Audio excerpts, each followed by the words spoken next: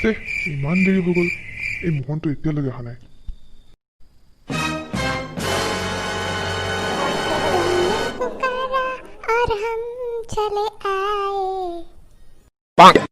কি হ'ল ছাৰ, স্বাগত নকৰে নেকি মোৰ? আবে ঐ ছলমান খানৰ পুতেক, বেছি ছাল হৈছে তোৰ। ছাৰ, ছলমান খানৰ পুতেক নক'ব, মানুহে মিছাতে মোৰ মাক ডাউট কৰিব।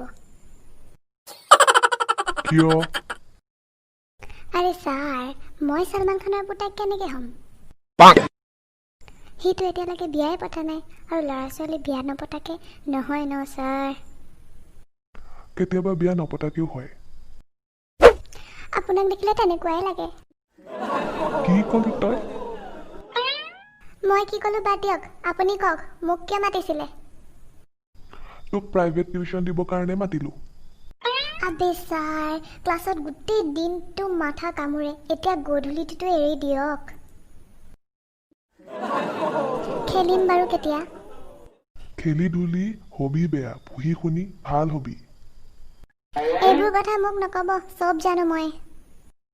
চব বুজি পাওঁ, এক্সট্ৰা পইচা পোৱাৰ ধান্দাত টিউশ্যনৰ বাহানা কৰিব নালাগে। লোভিয়া মানুহ।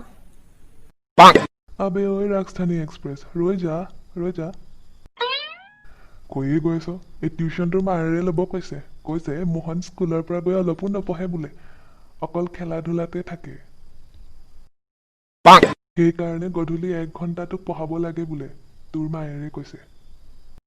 উফ, এই মাজনী যে আৰু ইমান পঢ়ি শুনি মই গম নাপাওঁ কি কৰি ল'ম। কালিদাস, পঢ়ি ল, অহা মাহৰ পৰা স্কুলত এক্সাম আৰম্ভ হ'ব, নপঢ়িলে পাছ কেনেকে কৰিবি?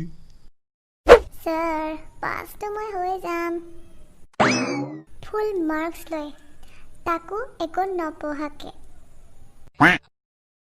আচ্ছা, তই কি কিবা যাদুৰ বাকচ পালি নেকি, যাক লৈ পৰীক্ষাত বহিবি আৰু নপঢ়াকে পাছ কৰি যাবি? সেইবোৰনো কি দৰকাৰ, আপুনি আছে ন, মই আপোনাক লৈ যাম আৰু মই পাছ কৰি যাম। সেইটো কেনেকে আকৌ?